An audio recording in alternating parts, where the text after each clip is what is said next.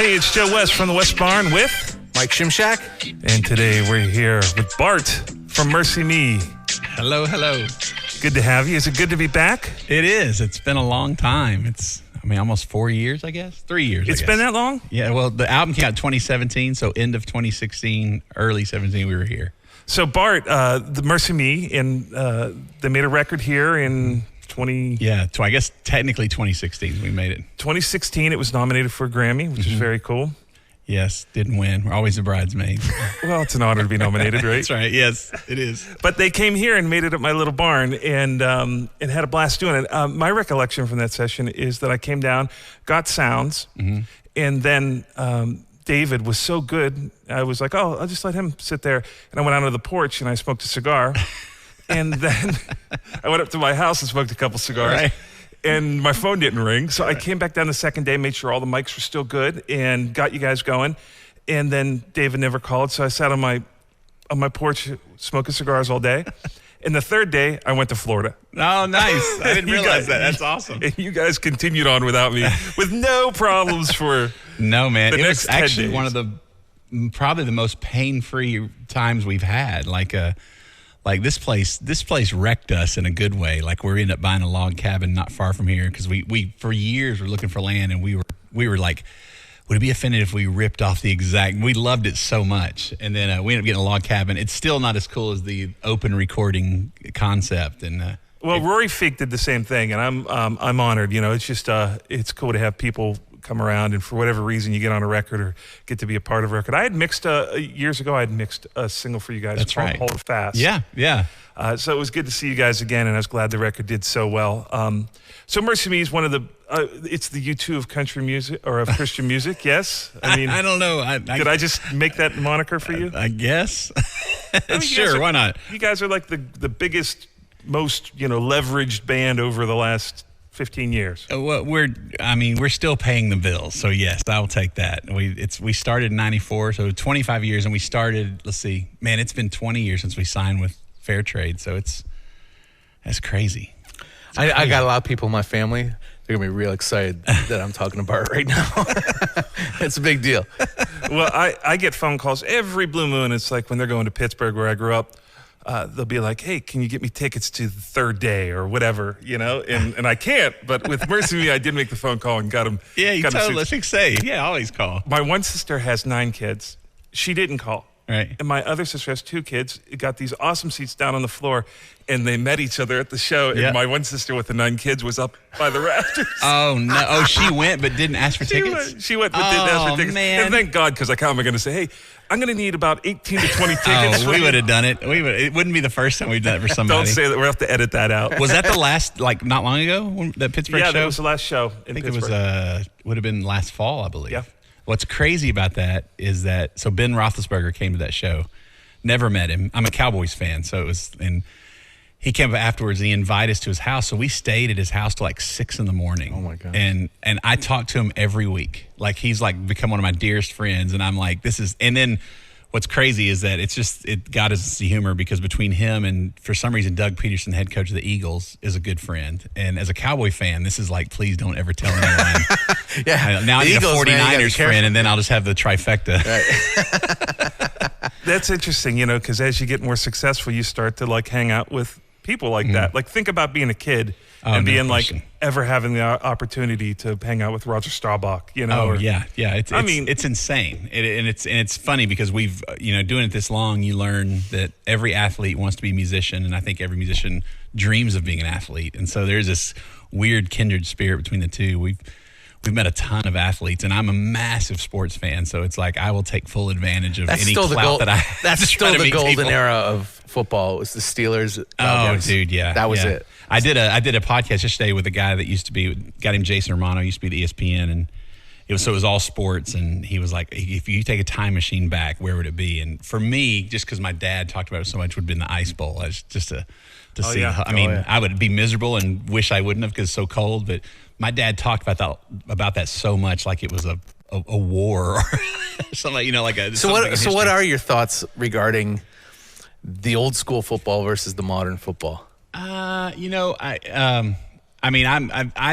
I love football. I'm in baseball, but football is my first love. And old school to me would be when there wasn't a free agency like there is now, to where, man, Cowboys for a long time, like you were winners, then we had a losing deal, and you were just kind of stuck with those players. Charlie Waters and all these guys, you knew they were going to be back.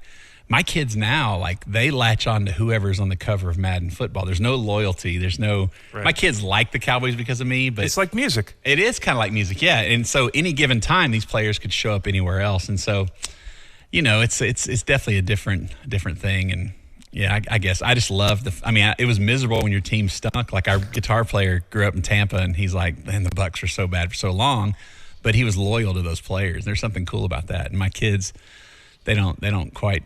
They'll follow LeBron wherever LeBron is, or follow, Steph Curry in basketball. That's kind of how it is. And so it's become very individualistic, I guess is a good way of putting it. And, sports has become woke, so it's, Bill Burr has like a really great bit about where he's saying is the only place I could get away and watch something. And he was talking about Ray Rice when he beat his wife. Oh, no. He's like, then there was all of a sudden, there was all these Ray Rice, all these ads from the NFL, like, don't beat your wife. And they're like, wait a minute. You guys did this. Yeah. We didn't do it. We're sitting at home. You're beating your wives. It's like, don't put this on us. Yeah, they got to spin it as fast as they can. But you just can't, there's very few things you could do nowadays to get away from. I've stopped watching the news. Yeah. I was glued to the television for the first month of Corona, maybe a month and a half. Mm-hmm. I stopped because it was just too much. Yeah, in Facebook, yeah. I used to just randomly scroll Facebook when I'm sitting somewhere and needed a third thing to do for my brain. But I don't do that anymore because it's so negative. And it's like everything I'm seeing is just like, I don't even want to. I've been not blocking, but turning off people so they don't show up on my feed. It's just, there's so much negativity. It's like, where can you go? Yeah. Where can you go? Man, you got me because, a lot of what we do is on social media. And so, when the whole Corona thing started, you can't win. That's what it comes down to. It's like, and the whole Corona thing started, we were everybody was, man, I've never seen so many just gut-wrenching worship songs, and everybody was trying to perform live, and it was kind of like, oh, we don't want to be like that. So we would always try to be funny, just do something dumb or whatever, and it worked for a while. But there's always people you're not taking it seriously or whatever. And then when the whole protest stuff happened, it's one of those things where now it's like, if you don't say anything, it's bad. But if you do, they're just like shooting fish in a barrel. They're waiting for you to mess up. You can't win. And so a great example is, I don't know if you remember that whole Blackout Tuesday thing that went across the industry. So our management told us about the day before and said, hey, somebody's doing this thing, and what do y'all think? And we discussed it and said, nah. I said, I don't know. I don't even know what it's about. They came up with it like 24 hours before, and anything that fast, not thought through, makes me nervous because no one's thinking what the ramifications could be, what the backlash is, who's behind it. It was just something that came down from our label. And so we decided, if the whole thing is to go quiet for a day, let's just not say anything. And if they say you didn't say anything, well, we were supposed to go quiet. And so we were going to shut it. We decided not to. Well, our management just forgot to tell our internet guy. So at 6 a.m., bam, there's the big black square. A real funny video. And no, he just went with the whole black square and said, whatever it was, and now music, the show must be paused. Yeah, now if you pull it down, it's worse. And I'm like, what is happening? Who dropped the ball? And our manager's like, man, he goes, y'all were talking for so long yesterday that I moved on and I forgot to tell him, because we were ranting about just what should we do? So that's refreshing. Your manager said that, because most managers say, I don't know. He knows that if he asks us what color is the sky, it's going to be 600 sarcastic texts, and he's just like, man, I got to move on. And so he meant to come back to it, but he didn't. And our internet guy was like, I'm okay, I'll do it. And so then it was funny because we never said a word, and I got caught in the rabbit hole of reading all the comments that day, and it was some of the most awful comments. Rookie move, by the way. Rookie move. Yeah, and I never do. And I thought, and it was horrible, just the things that some of our fans were saying, and it was just like, oh man. And so we just left it alone and just went. I think I posted the first thing since then, maybe a couple of days ago, just testing the waters. And it wasn't a fear of getting in trouble. I was so just turned off by it. I was like, I'm turned off by the comments and that kind of stuff. And I'm just like, I'll pass. And it was just so frustrating. And so, yeah, social media right now has got it's got a little bit of a sour taste in my mouth for sure. The only upside is that the news cycle moves so fast. Oh man! That if they're mad at you, they're not mad at you like the next day. They got yeah, something else they're mad about. It's like a Truman Show. As soon as it came to an end, everybody moved on. Exactly. Well, there is this like sort of building tornado that is carried throughout all of the news cycles, which is like outrage, and then there's this odd thing where you may not have you may have a nuanced opinion, or you may have an opinion that's not fully formed yet. It's like, oh, okay, now you have my attention. Let's figure out what's happening. Tell me, give me some information, right? But people are so afraid to speak. There used to be cancel culture if you had, if you had a network show and you had somebody that would pull their funding. But now there's cancel culture to me and my son whenever, like, we're talking about things, and I'm like, well, you need to see it from 10,000 feet and figure out a decision for yourself. But it seems like a lot of the culture, if you don't do what they want, right, they're going to cancel you. Yeah. Well, and the hard part too is that, like, I mean, there's with the court of public opinion and the fact that everything is kept somewhere because of the internet, like there's no room to really change. Like, I've seen a bunch of things where, like celebrities or whoever said something when they might have been 18, 19, 20, and they may be 40 now or whatever. And it's like, and people are wanting to just lop off their head. They're done. And I'm like, man, if the things I did when I was 18 are exposed, I don't have a chance because I was an idiot. And, and it's like, and I'm a different person now, but no one, like the room for grace or redemption, there's no room for that. And it doesn't make headlines. And so I saw something the other day, and I'm not saying it's right, but something about Jimmy Kimmel just popped up about some rap thing he did years and years and years ago where he used the N-word over and over in some sketch. I'm not saying that's okay, but I would assume that most comedians have done something horrible 20 years ago that may have been, I'm not saying that was culturally relevant, but for a comedian to stay in current times, like there will be a skit that's going to mock what we're going through now, and 20 years from now, it'll be horrendous and it'll be offensive. And my son last night, this is crazy. I didn't know we were talking about this, but my son made a point. He was like, like the big thing with the younger generation is the average white racist lady they call Karen. That's the thing, right? And he was like, do you ever think it could flip so far to where, because he's like, and he goes, I'm not saying they're the same, and they're not at all. Because at what point do people get offended 20 years from now that Karen's a derogatory term, and how dare you call me Karen? Absolutely. And I'm not saying it's anywhere close to K the word. other thing. Yeah, the K word. It's not there. But what's crazy with the idiocracy and not dogging millennials, but they're a different breed. Yeah. Whatever generation comes behind that, one day I could see people at Berkeley going, how dare you use the K word or whatever. Right. And it's just crazy how that Stern video clip that emerged. I don't know if you saw it. It was yes, I did. Tough to watch. Did you see it? Stern had a pay-per-view. Remember he used to do pay-per-views? Yeah. On New Year's Eve he did one, and he did this skit with Leona Helmsley. Who was it? Sherman Helmsley. Yeah, Sherman Helmsley. Yeah. From Moving On Up. Yeah. He was dressed Jeffersons. like Whoopi, and he was supposed to be Ted Danson, but he was in blackface. And the stuff he was saying was like, it was way beyond liberal use of the N-word. Right. It was horrible.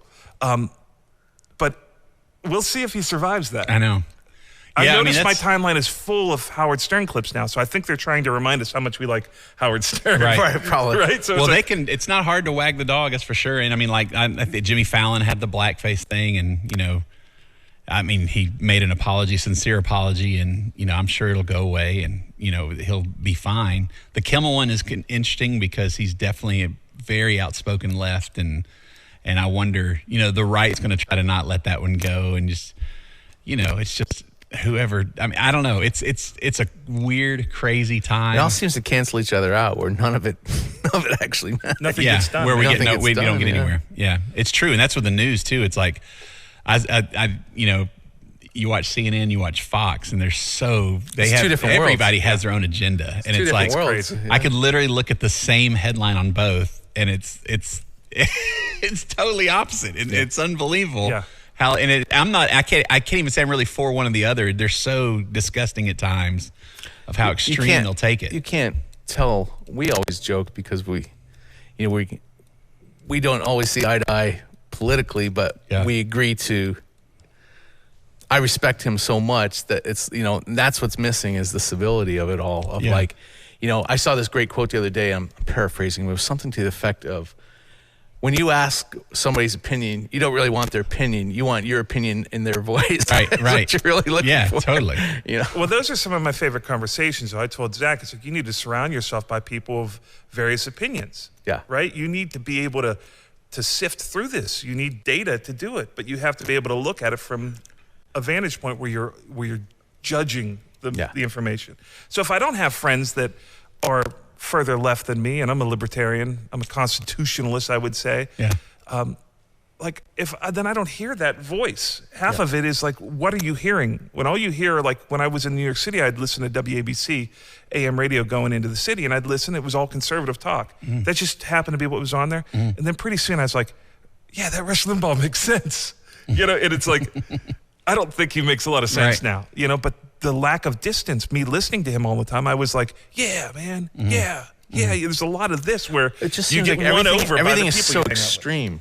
Yeah. It's like they're this far out this way or this far out that way, and then like you can't really tell what's real anymore. What is real? We were real? just saying that. We've got a computer in our pockets that can tell us any piece of information and opinion, whatever, critical analyzation of any scenario, and we can't find the truth. We still don't know if you should be wearing a mask or not. How do we not know if we should be wearing a mask or not? Yeah, no doubt. Well, and it's funny. It's how divisive things have come. For example, with the mask thing, especially in my Christian world and the fans that follow us, is I've never seen such anger on both sides, and just like it's either I just want to be safe, or you're taking my liberties, that kind of stuff. And it's like, I don't know if that's just certain ways we combat fear, because I think there's the underlying tone of fear with all of it. Some of us, it's that fight or flee mentality. Yeah. I have a tendency to flee,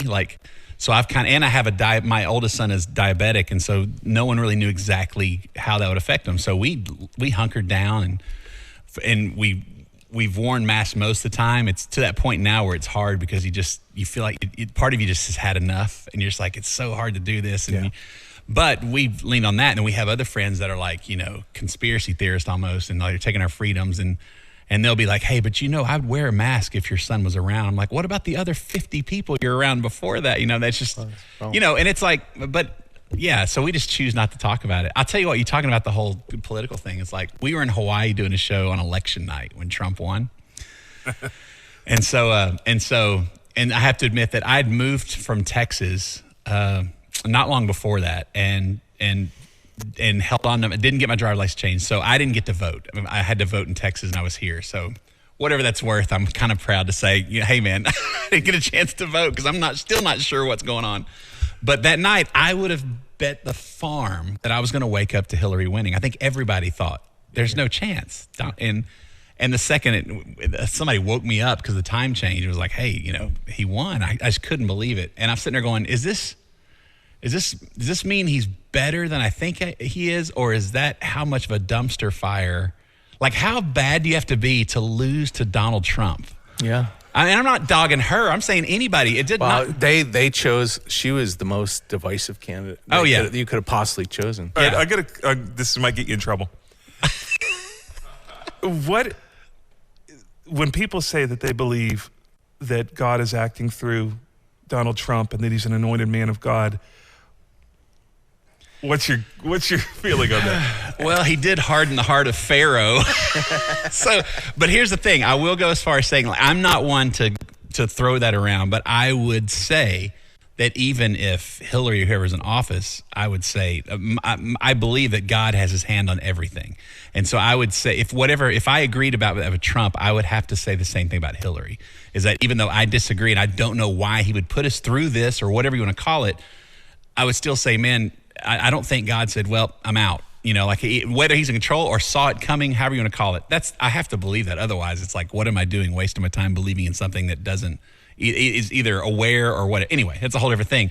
And I will say, people ask, are you Trump or whatever? I'm like, man, I said, there are things he's done for, our country that are good things. I think that the dignity of the office is so far gone. And that's just because, he's just take his Twitter account. But I will say is like he's like a New York kind of, that, I don't know what you call it, and Con man? well, yeah. And so, yeah, kind of. And so it's like, and my whole thing is that the way that I would say that maybe he's, as a Christian, I have never wanted, like, honestly, I'll say it, like Ted Cruz scared me more. And the reason is I'm not asking for someone to have an agenda to stand up and give Christians an advantage. I want us just to be treated as every other religion and just kind of go about your business. And so anytime you're like, I'm going for the Christians, that scares me as much as someone that wants to persecute us. Not that we've ever seen that, if that makes sense. Yeah. And so, the only thing I thought was the few moments with Trump, and I'm very careful saying this because there's probably more to it and it wasn't him or whatever, but there are things that he kind of, it wasn't necessarily like I'm standing up for this, but, and in favor of Christians, but it was like, if these religions can do this, then the Christian church should too, or whatever. And I don't even know if that's right. That's just kind of what I've gathered. Is like, we just want to play fair, if that makes sense. Sure. Now, I will say that being said, like one of my dear friends is Senator James Langford out of Oklahoma. And our first church camp we ever did, James was like the statewide youth minister that booked us for camps. And it was like us and Chris Tomlin, all these guys. And then he decided to go into politics, and now he's the governor.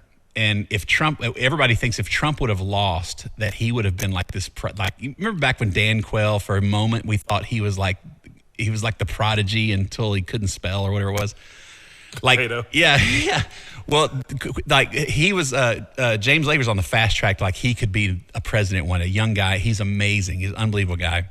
And so I've taken our kids to Washington to take a tour of the Capitol, and James was available, so he took us on a tour. So I was asking him, I was like, okay, Trump, like, what do you think? And he was like, he said, well, he goes, you're gonna hate me for saying this. I know I'm a Republican governor. He goes, I think he's the best man for the job that was available. And I said, what do you mean by that? He goes, well, he said, the way the media plays and the way they treat people, he goes, no one's ever seen anything like this. It's unprecedented how we have access, he has access. So Reagan, these people never had to deal with this kind of stuff. I mean, imagine even Clinton with Monica Lewinsky, if social media was at full throttle. Oh, yeah. It would be a nightmare. And they were able to spin or whatever. He goes, I've never seen someone that is willing to fight dirty like the media can. Because that level of dignity in the past, the president would not say anything or whatever. And this dude, and I'm not saying it's right, but I'm saying he's just, it's that, they say that book, that what's that, The Art of the Deal or whatever. If you read that, you'll understand. I haven't read it, understand his mentality. But he is literally like, if they're going to be the bully, I'll be a bully. And it's like, I'm not saying it's right. I'm just saying it explains what he did. Now, I will say one great story that he told me is he said, do you remember in the first 100 days, he did that travel ban on like 7 different countries? Yeah. And so, and gosh, I hope this is the story I was told. I don't know all the details, but he said, for example, he goes, there a lot of times when he tweets and stuff, there is actually it's more calculated than you realize. Sometimes he does fly off the handle. He said he said it's almost opposite. When he has his hands, he has a little 20-year-old nerd kid that does all of his little memes and stuff like that most of the time, but he will grab the phone supposedly and go to town on his own. Whenever it's something that's more calculated, it's when he's in charge. Now, what's crazy is those tweets are the ones that are like, so-and-so's a dummy or whatever, say dumb stuff. So it sounds like the opposite. He said, for example, when he came into office, they went through all the things that can't be done. And his whole thing was, I want to try to do either what can't be done or what I promised. Whether he's done that, it's up to you guys, up to anybody. But one was, which one's our allies? Iran or Iraq? I get them mixed up. But Iraq. Iraq. Yeah, Iran is definitely not Iraq. Well, I know. I get the words mixed up. I don't know much about it. Yeah. So Iran has a thing for like 50 years or whatever. If a citizen left the country, they were immediately refugeed and weren't allowed back in. So if you moved away, you were never welcome back.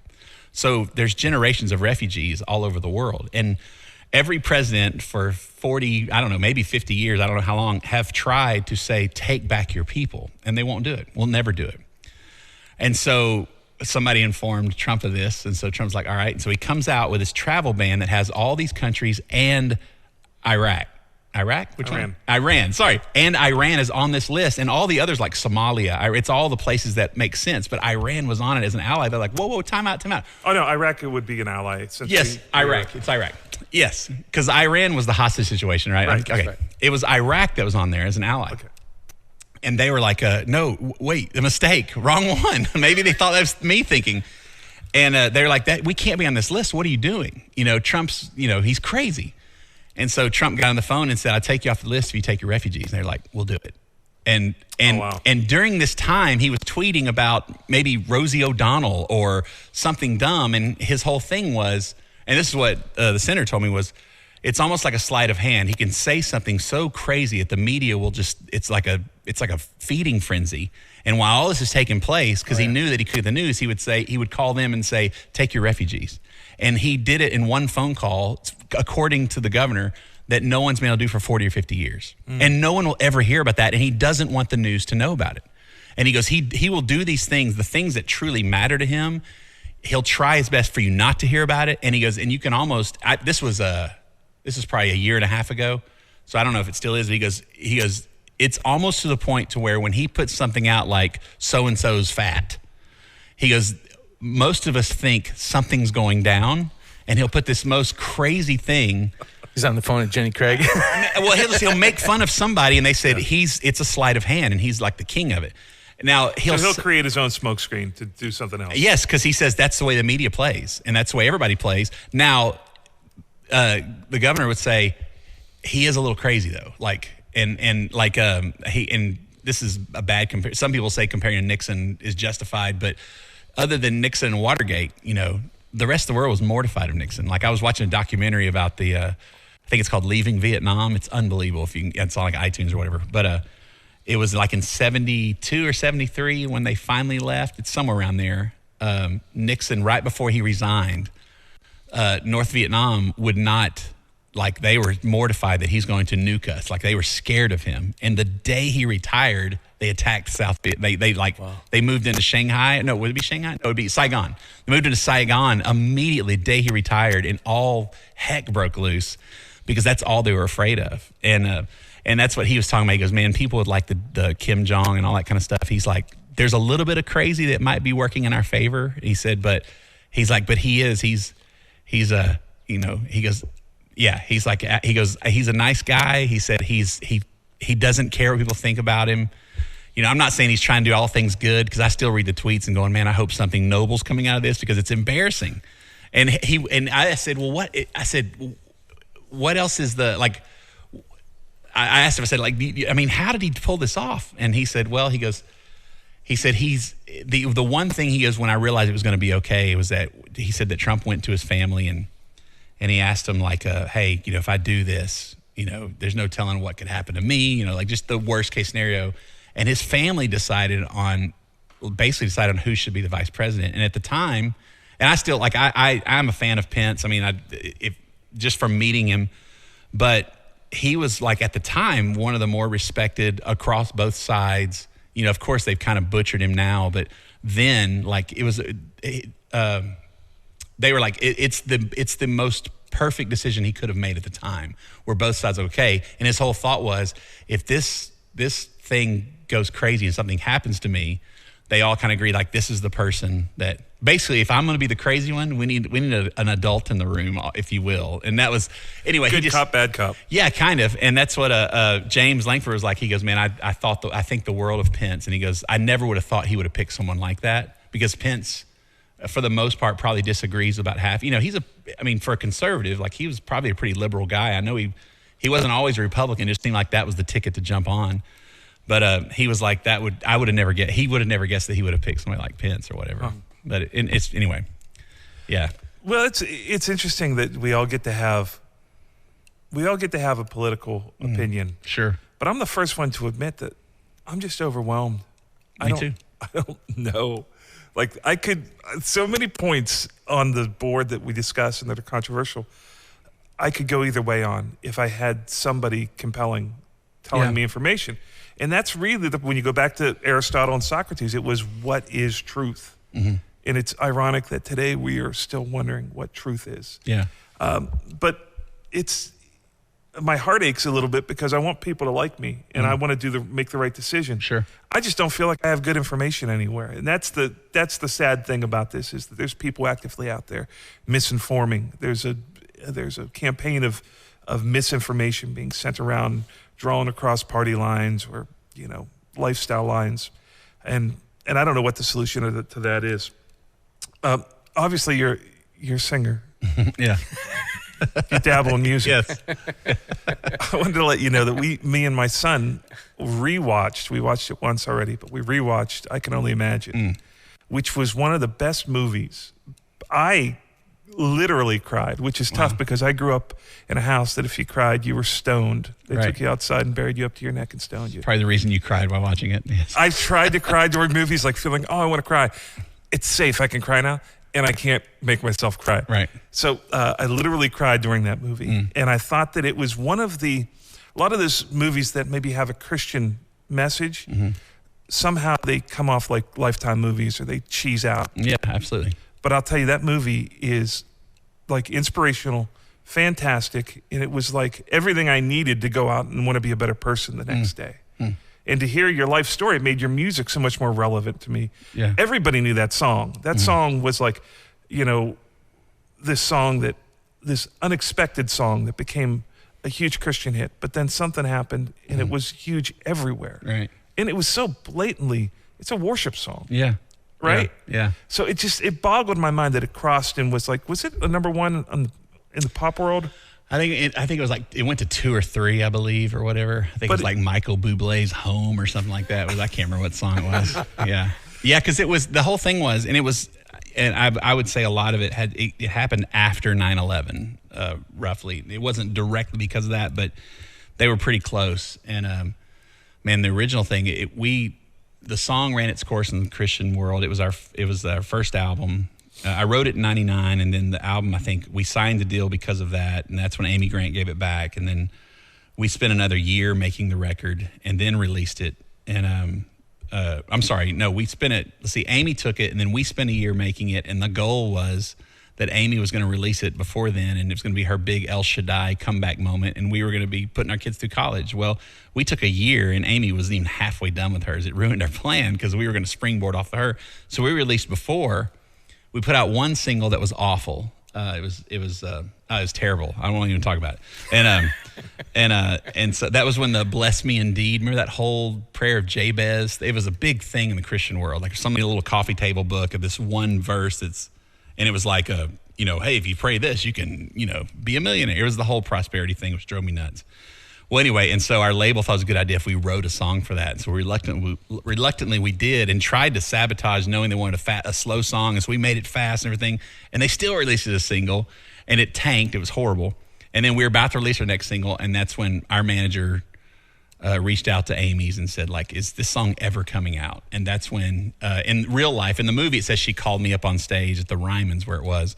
She actually told me 2 days, maybe 3 days before, that she was giving it back to me because the stations were already playing it, and it's just like, this is a career song for you. But she's like, but I have a showcase at the Ryman, and so if it's your song, not mine, you're going to get your butt on stage and sing it with me. And so people are like, so it wasn't exact. I said, man, I wish it was like the movie, because in real life I had 2 days just to throw up nonstop, because it was my first time in Nashville, first time to ever be at the Ryman, and second time I ever met Amy, and Vince is like a hero of mine. All of this was happening at one time. I had to get on stage like a buffoon and try to sing this song. It was It's on YouTube somewhere.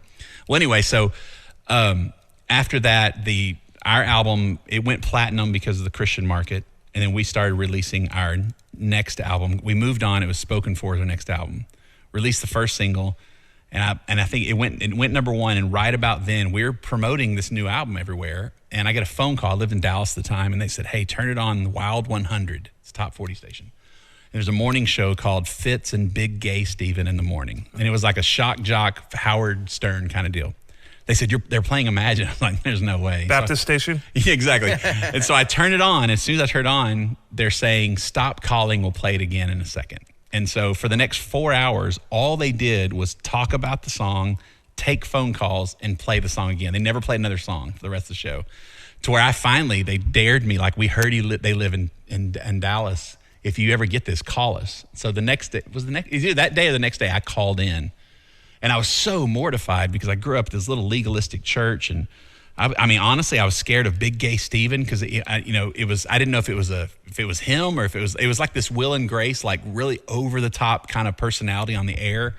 And I didn't know if I was going to get cornered, if they were going to rip me apart. I didn't know. So I called in and we started talking, and they were super nice. And off the air, found out that they all kind of grew up in the church and whatever, and that the song had meant a lot to them. And the big thing was, they've never had people call in and thank them for playing something. And so they became really big fans, where we still stay in touch today. And they're the reason when that took off, our label was like, what's happening? Like, and they were one of the first websites, radio stations that had a website back then that you could sign in and vote. Like, it'd be viewer voting of what's number one in their station. And so like for 6 months, we were number one behind like 50 Cent in the Club, and then some J-Lo, LL Cool J song. And we stayed there at that station. And so that started getting around, and our label's like, what do we do with this? It's blatantly Christian. We can't just, this is an anomaly. And Curb Records, of all people, Mike Curb had a connection, like loved the song or something, and he wanted to help. And so he got in and kind of, we were a small label, kind of just joined in the fight, and the best plan they had was, like in the movie, was to back then burn CDs and write, play it once, if you get no reaction, throw it away. And they sent it to every station they could. So every station that would play it went number one. But like New York, LA, a lot of markets never touched it. So I think that's a good reason why I went to like 2 or 3. But a lot of places wouldn't. The funniest one was in Orlando, their big top 40 station. Not only would they not play it, they started a campaign for about 4 or 5 weeks of ripping the song, and just, this is the dumbest thing we've ever seen. It became a bit, like it would be like Imagine Watch every day. They would make fun of, like, it was really harsh. And somebody from our label, or Curb, or somebody called and said, man, just play. They never play the song. They never said they never would. Like, why don't you play it? And they were finally like, all right, tell you what, we'll do a battle of the songs if I would come on the air. And my label wouldn't let me, because they just thought, man, it doesn't look good. And so they were like, oh, okay. And so they kind of made fun of that we wouldn't come on the air. But that didn't stop them. They were absolutely going to do the Battle of Songs now. And so it was us against 50 Cent in the Club was their big song. That was the smash hit.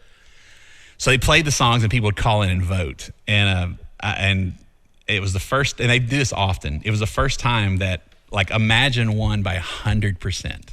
Like, I don't know how many called. It could have been 5 people. I don't know. But they called us, and we've never had a song where 100% of the callers said Imagine. Now, was part of that because we were the absolute underdog by how much they ripped us apart? Possibly. But they became like huge allies of the song and played it like crazy after that. And was like, and one of the DJs was like really apologetic. Like, we went to this deal and did a live show with them. They were great. And it was just crazy time. And so then it sold another 1.5 million copies while we're trying to promote a second record. And it was like, I wouldn't wish that time on my worst enemy. We were doing about 250 shows a year. We'd go from a church tour here to go do like Ryan Seacrest and Jay Leno over here. And it was a nightmare. It was exhausting. It's cool to talk about now, but so when all that took place, that's when it kind of blew up in mainstream, and that would have been 2002 or 4 or something like that. And then who knew that we always say I guess we spent the last 20 years promoting a movie and didn't know it because we had no idea this was going to happen. And we thought we'd never see anything like that. And then when we got approached, the movie took about 8 years. It was from the day it released, it was 8 years before that a producer came to me and said she was looking for, asking around town, what's the biggest Christian song, and is there a story to make a movie? Her whole thing was, I want to sell movies to the red states. I want to, no one's ever done it. And so somebody told her, Shout to the Lord or I Can Only Imagine. So she checked with us second. I guess Shout to the Lord didn't have a great story. I don't know, but she came to us, and I told her, I wrote after my dad died, whatever. And then she was in tears going, this needs to be a movie. And I was like, good luck with that. Like, there's no way they're making a Christian movie. Christian movies are not great, and they're not going to make one with this song. And so I remember her saying, well, here's the deal. What we do is we buy your life rights. And what that means is about every 3 to 6 months, we'll give you a check for, I don't know, $4 or $5 grand that says, hey, we reserve the rights to tell this part of your life. And which means I can't let anybody else do it. And I'm like, Oh, cool. Yeah, I'll take your money. And so for about 3 or 4 years, I'd get a check for $4 or $5 grand every, I don't know, 4 to 6 months. I don't know what it was. And I was like, man, I literally was thinking, I hope it never works out, but they try for 20 years. That was like hitting the lottery for me. I was like, this is great. And then she ended up, let's see, I met the Irwins who directed it. They were doing another movie, Christian movie called Mom's Night Out. And it's a comedy. And it's not the greatest movie ever made, but I got invited to go see it. So my wife and I went, and I was intrigued by it because it's just about moms going out, trying to get away from their kids to go out for a night. There's no reason it should be a movie. And the fact that they made it remotely interesting for me to where I almost, like, it wasn't perfect by any means, but the fact that I was like, right. They sucked me in. I thought, there's some talent there. What if there was a story there? It's almost like you can get a producer that has no budget or anything and they're trying to be creative. They have something. And so I'm like, there's no reason why I should like this movie, and I kind of enjoyed it. So they're apparently pretty talented. So we became friends, and we'd go see movies together. Went to see some Marvel movie. I was like, hey, I just want you to know, there's these people. They tried to get these fried green tomato writers to do the movie and all stuff, and it's not good. And I was like, I wish they would just holler at you guys because you guys seem like you get it.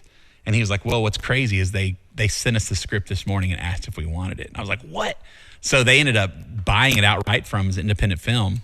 And so we were off to the races. And that was another 2 years of them writing, interviewing. Like, we started over, interviewing me every minute of my life and all stuff.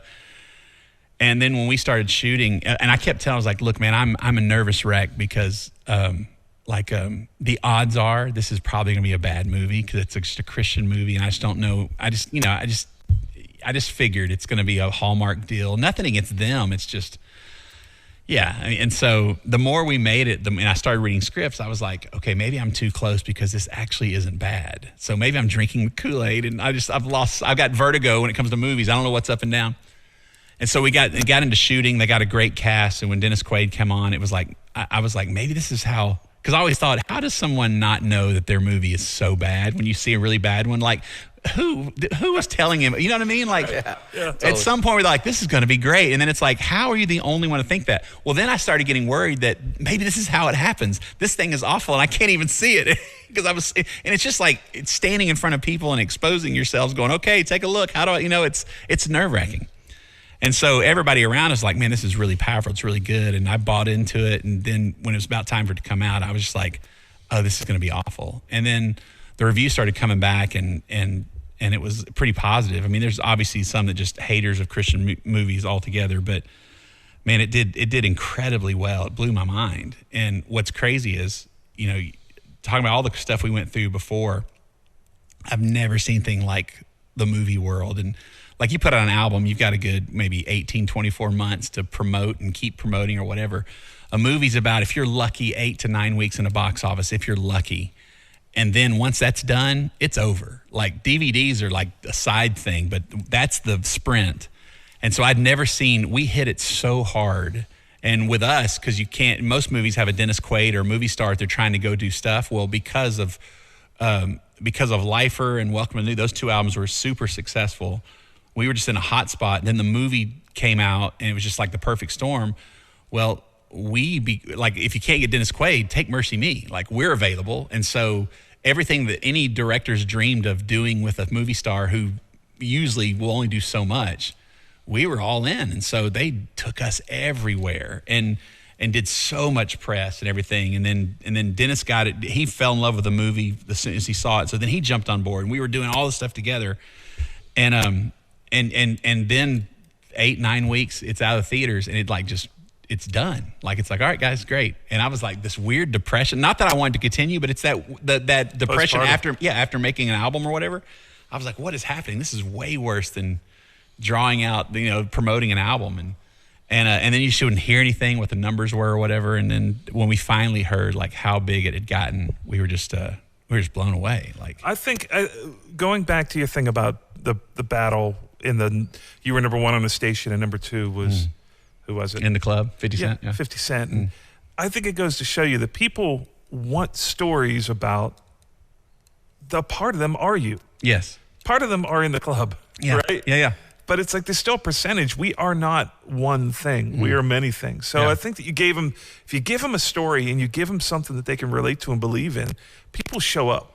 Yeah, and I think everybody wants, you can only be fed so much stuff. And I think at the bottom, anybody wants hope. Like Big Gay Steven on the show, I remember him talking to us saying, man, he goes, I've lost so many loved ones for whatever reason. And he goes, I have to believe there's something better. I have to hope in something. This can't be all there is. And so these people that never darken the door of a church are latching onto this song, just hoping, even if it's just hoping that it could be true. And so, yeah, we underestimated that when the movie came out. Like, I was so wrapped up in, is it good or not? The first time we watched the movie in public, and now it's obvious, but then I just never thought of it, I was thinking of, like, this is the story, how the song came about. That's kind of what it's all about, I thought. But then it was so little about the song, and the biggest response we had was relationship between sons and their fathers. Yeah. Like, by the truckloads. People our age that never resolved with their dad, or dads now that doesn't have a relationship with their son. The crazy story we heard was I wish I had, do I have it? No, it's on my laptop. We got a voicemail, our management, and it was a juvenile judge in Louisiana, only Louisiana. She called us, goes, hey, I'm so-and-so. I assume this is the management. I'd really like to speak with you guys. And she called, we didn't call back. And she goes, I'm just going to leave it on them. So she leaves these multiple voicemails until the time runs out. So she had a case where this kid is a delinquent, is a terrible, like a really hard kid who's been in her courtroom many times. And there was never parents to represent him. But there always had to be a guardian to follow through with. Somebody had to represent them, and it would be like a grandmother or whatever. And then she found out that the dad was around somewhere, so she put a warrant out to make the dad come to this trial. And so the dad comes in.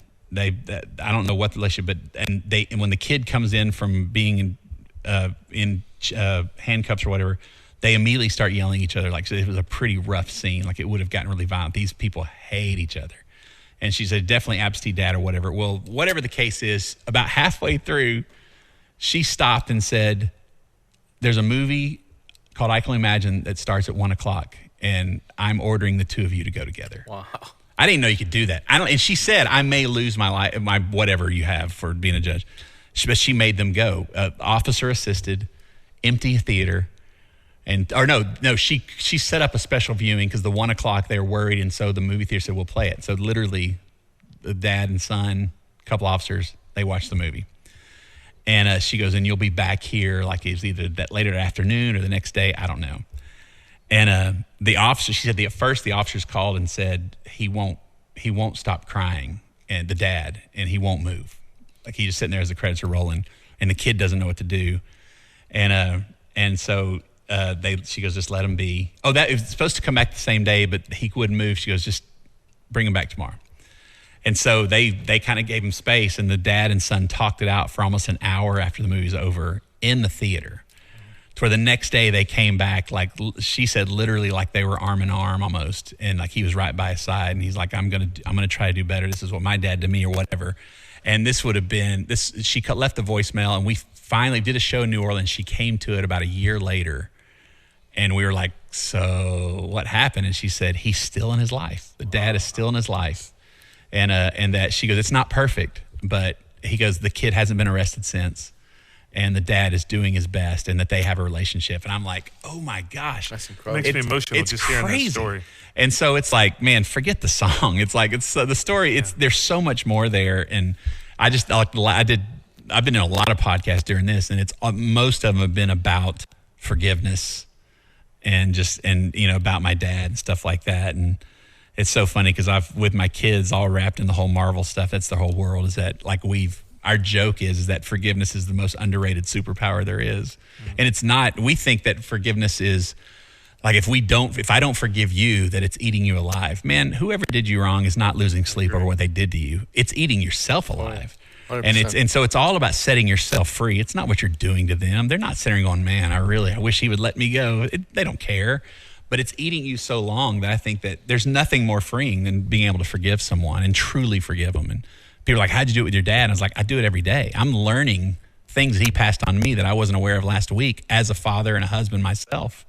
And so, yeah, so it's still a process. But I was one of the few fortunate ones that my dad had such a change before he passed away that last year and a half that I got to enjoy. Like, at the time, I would have said all is forgiven because I didn't want to address the past because it'd be like a wounded pet. I had the dad I wanted so badly that, forget it. I don't care what you did to me. It's like it never happened. Let's enjoy now, because I knew that he was on borrowed time. And so it wasn't until I was an adult, actually, about that 8-year process when the movie started, completely separate from it. My wife and I were going through her brother was killed in 2004. He was 19-year-old car wreck, and something we never dealt with. And literally that same year, we started going to grief counseling, not totally unrelated to the movie.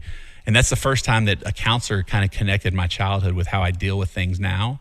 And if it wasn't for kind of getting healing through that and realizing that, the movie would have never happened. But they were literally paralleled to that in that 8 years by the time the movie came out. And I think that was some of my fears for 8 years was like, I can't do this. I don't want people to know this. I don't want to go back there. The first scene when I went to see him film was the first day Dennis was on set. And they don't tell me what's going on. They shoot out of sequence. And so the first thing, I go in, I sit in the director's chair. I'm there late, so Dennis is going on. I can't meet him yet. And the first scene is when he's told he has cancer, and he's wearing like my dad's work shirt. And it was like, even though it's Dennis, like it was like a kick to the gut. The first thing you see, it's something you spend most of your life trying to forget. And now, even though it's acting, it does something to you. It's like reliving it. Then they get through that and go straight to where he breaks the plate over my head is the next scene they're shooting. I'm like, man, we're doing all the hits today, aren't we? It's like, and it was so devastating. And just like, I finally had to kind of get out of the room. I was like, man, couldn't we have started with, some fluffy set or whatever? And they're like, we got to get to it. This is Dennis' first day. I will say that the scene where he broke the plate, somebody asked me like, would you do it again? And I guess I would. I mean, the process was great. I'm grateful how it turned out. And I'm really grateful that it's a story that's helping people. But they're like, well, did you learn anything from this? And I was like, the one thing that was very therapeutic for me was the scene where he breaks the plate over my head. Like I'm around the corner in like the living room, hiding, looking at a monitor. And the scene was hit him over the head. Bart gets mad, says, you're crazy. What's wrong with you? And then he storms out of the room and cut. That's the end of it. And so as they do it, they decide not to cut. And so they keep rolling. And so the next scene is Dennis or my dad by himself, and I'm already gone. Bart's already gone. And you can see that he's wrestling with the fact that he has a temper he can't control, and like he's really hurt by it. And then he starts trying to pick up the pieces, trying to clean the place up. And I was sitting there, and it hit me so hard that I thought I was going to ruin the scene because I was like starting to make noises while I was crying. I was like, shut up. Because I've never once in my life ever thought of how my dad could have possibly acted after I left. Because I was always the victim. I never thought of of seeing him as something that it's so hard. Like, I mean, I'm a dad. I have a short fuse at times. And half the time I'm mad at myself, not at my kids, because I let whatever happened get under my skin. That's part of being a dad. And to see my dad in that light, I couldn't have understood it until I was a father myself. But even if that happened or not, watching him do it, dude, it ripped me apart. Like, it was so therapeutic. And all of a sudden I started to you just relate to him. And it was like, and when they said cut, I'm in tears. And Dennis looked at me. He thought that he messed something up. He's like, are you okay? I was like, dude, no. I said, like, you just showed me something that I don't know if it happened or not, but it's something I needed to see. Wow. And so it was so weird going, thank you, Dennis Quaid. I thought that the relationship between the character who played you and the father, I thought that was like, I believed it. Mm-hmm. When it was happening, I believed it. And it was the kind of thing that you were like, how do you get someone to believe you? Mm-hmm. In your music, you're continually trying to get somebody to believe you. But it's like, it doesn't even matter if it's a movie. You've told another story here that has been received by people. Mm-hmm. I mean, for me, as a songwriter, record producer, trying to make films, that's what I love to do. It's like, it's the same muscle. It is. Like, I've got something. It's storytelling. It totally is. On any level, it's storytelling. You guys did it was an amazing job. I don't know what the box office was on it. I know that when we played it in our house, both times we played it, that we ended thinking, man, very rarely do you end a movie and say, man, that was a great movie. Yeah. I think box office did about 87 million. And then I think it's about at 150 million total with the home. Incredible. What's your take on that? It's about like a normal record deal. Very, very, very little. 50%. You haven't recouped it yet? No, yeah. You haven't recouped your film? I was like, hey, this check's kind of big. That's the biggest? Okay, no, but it was cool. But it's like I think that's what it did. Little did you know that when they sent the PA out to get like frappuccinos for everyone, that it was going to show up in your recruitment for the film. Yeah, $700 coffee. But I think it was like 11 to make was the budget or something like that. Oh my goodness! Yeah, and so they're probably saying, "Hey, what are the songs you got?" I know. Well, they did. Well, it's what's funny. It is crazy because so Lionsgate, who got on board with home entertainment, their biggest movie before was a movie called Wonder. I remember that, and it surpassed Wonder as their biggest movie supposedly that they've done. And what's crazy is that it was my story. I was there. Other than that, I had nothing to do with it. The only thing I say I would contribute was they were probably annoyed by me saying, please don't make a crappy movie. Like I said it all the time. And they have admitted that a few times they were like, Bart's going to ask, he's going to bring up being a crappy movie. And so he said, there are things we decided not to do that would have, not phoning it in, but would have been the tip. A great example is, okay, so you talk about the chemistry between them. Well, John, who played me, he was the lead on Les Mis on Broadway when we found him. And then he was doing a Book of Mormon, like the lead there, took over Josh Gad's role. He's amazing. And he sang all the stuff. They wanted somebody who could sing. And so he was very trained, like nervous. First time to a movie, he learned every line to a T. Well, Dennis doesn't even look at the script hardly until about 10 minutes before. Really? Yeah, and some people say he's lazy, but talking to him, I'm like, no, he's just like, he knows that, and a lot of these actors, I'm sure this way, like there's beauty in him trying to remember and lying. It's a writer's nightmare, but there is something sincere that comes. Like he would rather say, tell me how to get to point A to point B and I'll get there. What lines do I have to hit? Is it to just keep it fresh for him? Or? Well, it's all about chemistry because what happened was and Dennis knew, and Dennis said later, working with any young actor, they learn every word to the T. He goes, if this is ever going to be sincere, then I've got to frustrate the heck out of him. And the reason how I do that is not hit my lines. And he goes, I know how to get there. And so the whole scene where Bart comes back and he's making the frittata and he's like trying to be a good guy and now Bart won't forgive him. That whole scene was like John had every line and Dennis is he's improvising. Like he's like whatever John would say, Dennis would say something to literally piss him off. And so that whole chemistry was a genuinely pissed off John because Dennis wouldn't hit his lines. And it became so stinking real because it was like talking to a brick wall. And the directors, Andy Irwin, their brothers, Andy understood and he knew what Dennis was going to do. John didn't. So John filmed and directed as a frustrated. It was like they were in each other's corners. And Andy was like, man, dude, you're Dennis. You do what you got to do. And there's two scenes where he did it big time but that one, when John finally leaves and won't forgive him and all this kind of stuff, that is genuine frustration. I remember John going, they can't all be, he was so mad at Dennis because Dennis his whole portrayal was like, it's a Christian movie. I'll figure out the lines. But it was all intentional to tick off John, who was trying to be perfection because he's the new producer trying to get it right. And it's like, man, he couldn't get him to relax. So he's like, then I'm going to frustrate the heck out of you. And it was beautiful. And the other one was the scene where Dennis pins young Bart to the floor. Was that kid, great little kid. He was like, he knew I'm about to get thrown to the floor. And so he was, the whole time he's really tense, like, oh gosh. And Dennis is like, buddy. And he told Andy, just keep rolling. He's like, buddy, he goes, I want you to, hit me. Because he has to hit him, and that's where Dennis pins him.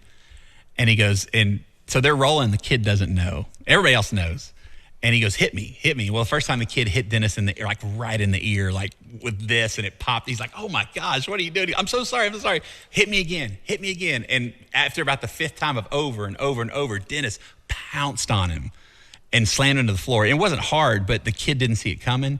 And so the look of fear on his face, and so they did it in his fear. And then when they say cut, the kid was like, I think my heart stopped, and he was like freaking out. And it's like Dennis, in that situation, Dennis is by far the smartest man in the room because he's done it so long. And I didn't. I had no clue, don't know anything about movies, but watching everything had a method. Even him looking lazy or not interested in the film would tick off the other actors, all motivation. And then the same we did with the kid. He like rehearsed, and he pounced on him, and the kid didn't know the camera was rolling. It just stuff like that was amazing. Well, it comes across on camera. And, I grew up in the church, and I've been raised to know the difference, and I've been really disappointed with people. Sometimes when you meet folks that you know of, or you've worked with remotely as a producer, or you've, heard about or listened to their music, you almost don't want to meet them. Right. I'll say that you guys, everybody in that band, are the real deal. Oh, man. So just having that opportunity to have you guys come over here and make the record, I was glad. I was really relieved. Yeah. Because, there's a tension there. It's like you want these guys to be good guys. Yeah. And half of it's like, man, I'm not going to risk it. I don't totally want to get it. I do. I get it. So thank you for being that. Yeah. You're a great dude. You've got the film, I guess doesn't need any promotion, but go rent it is it on Netflix yet? I think it's on Amazon. I think they have some exclusive deal on Amazon. So go see it on Amazon, rent it wherever you can get it. I don't know if it's in Redbox or whatnot. Go buy the old records, buy the new records. You've got a website that you're promoting? Yeah, we're mercyme.org is the website, and I think it's 16 months since we started the new album that's still not out. We released a single last fall, and by the time the album releases, the single's going to be a year and a half old off the same album, so it's insane. And so that worked for you once before. I guess so, yeah. So when can people see you guys again? Actually, go out to a concert? That's a great question. Like as far as I can tell, I think there are shows on the books technically in the fall, but just everything in my gut feels like it's going to be spring. And so that I would say spring of 21 is for sure. Lord willing that. It's not anything to do with us, just if touring. I wish it would be backing up tomorrow, but we want people to be safe. And we've been the last 3 or 4 tours have been in arenas, and so not complaining, but it's like we'll be one of the last ones. Right now, we're like until Disney and NBA figure it out. Just as far as big people, like we're stuck. Well, maybe you can go the road with Trump. There you go. Yeah, man. He's having issues filling up arenas. Man, that stuff makes me nervous, man. I don't know how they do it, and so it'll be a while. I just pray that it looks some type of normal, come January. And if not, we'll figure something out. But well, we thank you for coming and hanging. You're a great hang. Oh man, anytime. Great to talk about stuff other than music. There's so many great music things to ask you, but it's great I think you learn more about people by no question, just conversating. Yeah. So. I'm just glad to be doing it in person. So, Well, thank you, buddy. You're the best. Thank you very much. We're gonna sign off from the West Barn. We'll see you next time.